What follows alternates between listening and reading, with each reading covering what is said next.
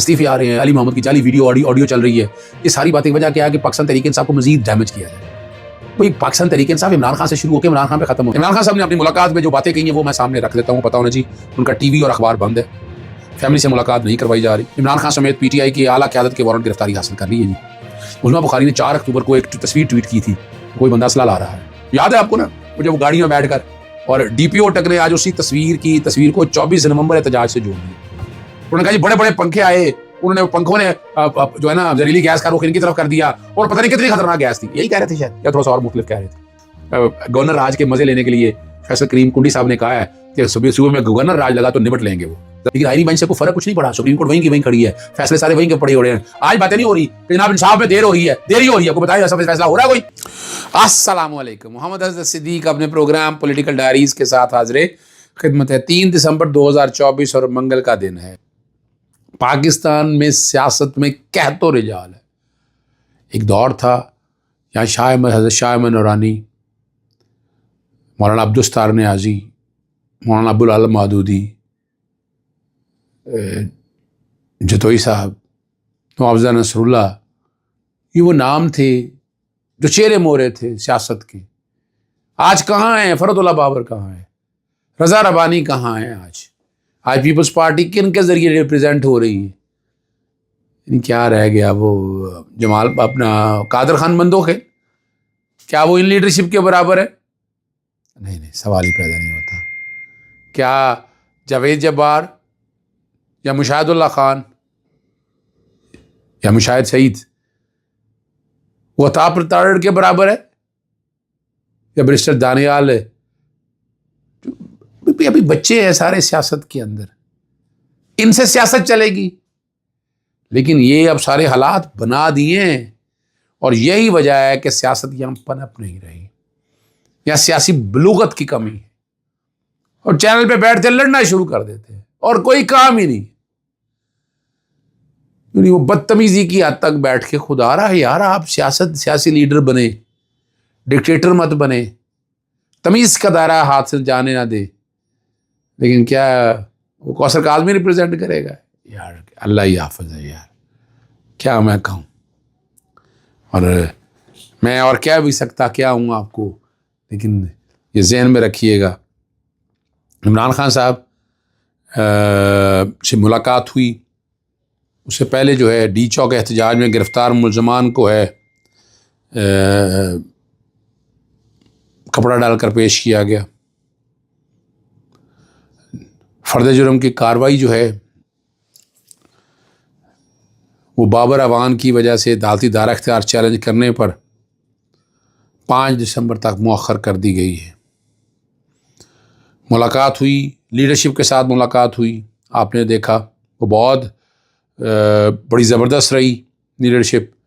لیکن اس سے پہلے جو مین ہیئرنگ ہے وہ 5 دسمبر تک 190 ملین پاؤنڈ کی سماعت ملتوی ہو گئی ہے. بیان الفی جمع کرایا بیرسٹر سلمان صفدر نے. بلا ضمانت وارنٹ گرفتاری بدستور برقرار ہیں, اور بشا بی بی کے ضامن کو نوٹس جاری کر دیے ہیں. عمران خان صاحب نے اپنی ملاقات میں جو باتیں کہی ہیں وہ میں سامنے رکھ دیتا ہوں. پتہ ہونا جی ان کا ٹی وی اور اخبار بند ہے, فیملی سے ملاقات نہیں کروائی جا رہی, اور آئندہ کے بارے میں لاہ عمل کے بارے میں عمران خان بعد میں بتائیں گے. جیل سے باہر منتقلی کی خبروں کو غلط قرار دے دیا. میں نے اس کو بھی کہا تھا ابھی تک چیز کوئی نہیں ہے. بیرسٹر گوہر کہتے ہیں کہ اڈا جیل میں بالکل ٹھیک ٹھاک ہے, کہ وہ بالکل صحیح ہیں, اور سوال بڑے سخت ہوئے. ایون بیرسٹر گوہر سے بھی پوچھا گیا, لیکن بڑا مشکل ہے. ہاں ایک بات اور میں بتاتا چلوں, عمر ایوب اور شبلی فراز کی جگہ جوڈیشل کمیشن میں پارٹی کے نمائندے عارضی طور پر تبدیل کر دیے. شبلی فراز کی جگہ علی ظفر, اور عمر ایوب کی جگہ بیرسٹر گوہر یا لطیف کھوساوی میں سے ایک نمائندگی کرے گا. یہ بات سننے آ رہی ہے.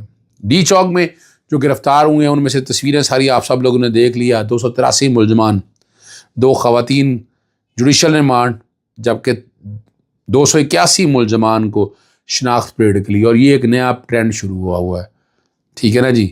اور ساتھ ساتھ ڈی چوک میں ایک اور جو بات کہہ رہی ہے, عمران خان سمیت پی ٹی آئی کی اعلیٰ قیادت کے وارنٹ گرفتاری حاصل کر لی ہے جی. بشرا بی بی، شعیب شاہین، علی بخاری، یعنی بہت سے نام ہیں. یہ مقدمہ نمبر 1032 ہے. 96 ملزمان کے وارنٹ گرفتاری جو ہے نا جاری ہوئے ہیں، اور 4 جو گرفتار ملزمان کا 4 عذرا جسمانی ریمانڈ منظور کر لیا گیا. یہ جو ملزمان وہاں پر پیش کیے گئے ہیں اور یہی بتایا گیا ہے. اور آرڈر بڑا کلیئر ہے، اس میں کہا یہی جا رہا ہے کہ بیرسٹر گور کا نام شامل نہیں ہے اس کے اندر. اب میرے پاس جو تفصیلات آئی میں نے وہ تفصیلات آپ کے سامنے رکھنی ہے کہ اس میں بیرسٹر گور کا نام نہیں آیا. اور اس کے اندر جو ہے سابق صدر عارف علوی، شہریار افریدی، اسد کیسر، شبلی، فراز کے بھی وارنٹ گرفتاری جاری ہیں. عمران خان صاحب سے شاہ محمود قریشی کی ملاقات ہو نہیں سکی کوشش کے باوجود بھی. ٹھیک ہے نا جی، بالکل بڑی زبردست بات ہے. پریس کانفرنس سے صاف پتہ چل رہا ہے کہ کیسی رپورٹ اندر دی گئی ہے. اس لیے اخبار بند کیا گیا تھا کہ جو جا کر باہر بتائیں خان کو وہی سچ لگے. اب دیکھیں نا، یہ ذرا سمجھیں اس بات کو. اور آج جو مل رہے ہیں نا ان میں سے کسی کا نام بھی ایف آئی آر کے اندر نہیں ہے. اب یہ باتیں ساری ہو رہی ہیں، یہ آپس میں ڈیوائیڈ اور تقسیم کرنے کے پروسیس کی طرف لے کے جا رہی ہیں. استعفے آ رہے ہیں، علی محمد کی جعلی ویڈیو آڈیو چل رہی ہے. یہ ساری باتیں کی وجہ کیا ہے کہ پاکستان تحریک انصاف کو مزید ڈیمیج کیا جائے. بھئی پاکستان تحریک انصاف عمران خان سے شروع ہو کے عمران خان پہ ختم ہوتی ہے، تو سوال ہی پیدا نہیں ہوتا کہ ان سے کچھ آپ جو مرضی کہہ لیں کیا چیزیں آگے لے کر آ جائیں. ٹھیک ہے نا جی. لیکن اشتہار دہشت گردی کورٹ نے جو ہے نا عدالتی احکامات کے باوجود عمران خان سے ملاقات نہ کروانے پر راولپنڈی کے سی پی او، ایس ایس پی اور ایس ایچ او تھانہ ہونا کچھ نہیں ہے. توہین عدالت کے یہ نوٹس ایسے ہوتے ہیں، کل آ کے کہیں جناب ہمیں پتہ نہیں چلا، آپ کو آرڈر نہیں ملا، جو اور ایک یہ 9 معاملات سارے وہ چل رہے ہیں. عمران خان صاحب سے پس مردہ کیا معاملات اور حالات اور واقعات چل رہے ہیں. اور اس میں حافظ عبداللہ کا انٹرویو میں نے آپ کے سامنے بتا دیا تھا اور میں نے پڑھ کے بھی آپ کو بتا دیا تھا. اب دیکھنا یہ ہے کہ کیا ہونا ہے اور کیا ہم کر سکیں گے. لیکن یاد رکھیے گا، اور بڑی زبردست بات ہے، عظمیٰ بخاری نے کوا چلا ہنس کی چال اور اپنی چال بھی بھول گیا. عظمیٰ بخاری نے 4 اکتوبر کو ایک تصویر ٹویٹ کی تھی کہ کوئی بندہ اسلحہ لا رہا ہے.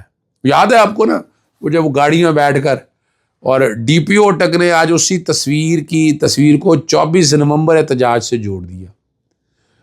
اور پی ٹی وی نے سب لائیو کانفرنس میں چلا دیا.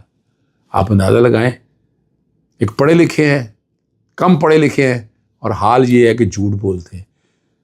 جھوٹ بولنے پر تو آپ کی لعنت ہو نا جی. ٹھیک ہے نا جی. اور خواہشیں ایسی ہیں کہ ہم اس طرح نظام کو لے کر چلیں گے. نہیں، حالات نہیں چل رہا. اور ڈی پی او نے کیا کہا ذرا سنیے گا. ڈی پی او جو بڑی باتیں کرتا تھا اٹک کا، انہوں نے کہا جی بڑے بڑے پنکھے آئے، انہوں نے پنکھوں نے جو ہے نا زہریلی گیس کا رخ ان کی طرف کر دیا، اور پتہ نہیں کتنی خطرناک گیس تھی. یہی کہہ رہے تھے شاید، یا تھوڑا سا اور مختلف کہہ رہے تھے. چلیں گورنر راج کے مزے لینے کے لیے فیصل کریم کنڈی صاحب نے کہا ہے کہ صوبے میں گورنر راج لگا تو نبٹ لیں گے وہ. ذرا یہ سن لیجئے گا.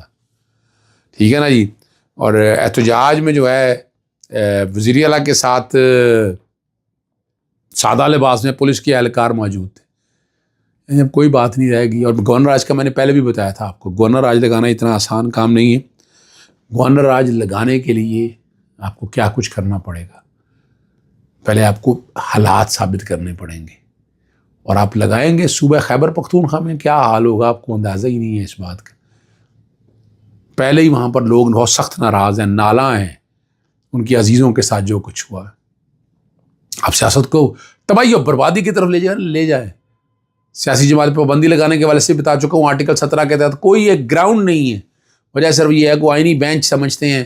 آئینی بینچ بنایا ہی اس لیے گیا تھا، فرمائشی بینچ بنایا ہی اس لیے گیا تھا، اس پہ اپنی مرضی کے کوئی فیصلے لینا چاہتے ہیں. وہ سارا کچھ سامنے آ جائے گا. لیکن آئینی بینچ سے کوئی فرق کچھ نہیں پڑا. سپریم کورٹ وہیں کی وہیں کھڑی ہے، فیصلے سارے وہیں کے پڑے ہو رہے ہیں. آج باتیں نہیں ہو رہی کہ جناب انصاف میں دیر ہو رہی ہے. کوئی بتائیں ایسا فیصلہ ہو رہا ہے کوئی؟ ٹھیک ہے نا جی. اب چلیں، اب آگے سندھ ہائی کورٹ نے 14 آئینی درخواستوں پر 38 صفحات پر مشتمل تحریری حکم نامہ جاری کر دیا. ہائی کورٹ یہ اختیار آئینی اسکیم کے تحت حاصل ہے. آئینی ترمیم کے بعد ریگولر بینچ کو بھی آئینی حدود میں رہتے ہوئے ڈیکلیریشن کا اختیار حاصل ہے. ذرا یہ سمجھیے گا لفظ کیا کہہ دیا انہوں نے کہ ریگولر بینچ کو بھی آئینی حدود میں رہتے ہوئے ڈیکلیریشن کا اختیار حاصل ہے. ورنہ اب آئینی bench supreme court Lahore high court میں بنا ہے, پشاور ہائی کورٹ میں بنا ہے, بلوچستان ہائی کورٹ میں بنا ہے, سندھ ہائی کورٹ میں ایک بنا دیا ہے اور اسی کو ہم لے کر چل رہے ہیں. لیکن یہی آئینی بینچ جن کے گلے پڑنے والے ہیں. اجازت چاہتا ہوں. السلام علیکم, اللہ حافظ. پاکستان زندہ باد.